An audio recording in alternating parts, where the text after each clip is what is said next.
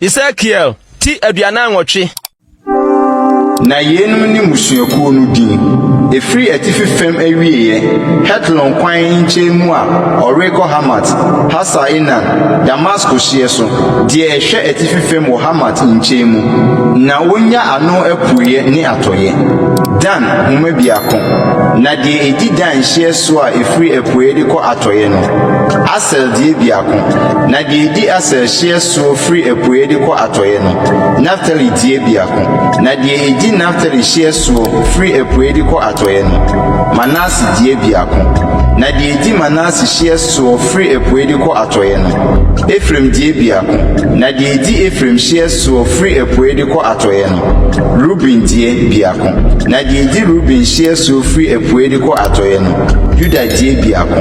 na de edi Judah hyeso free apuye de ko atoye no nye maso asase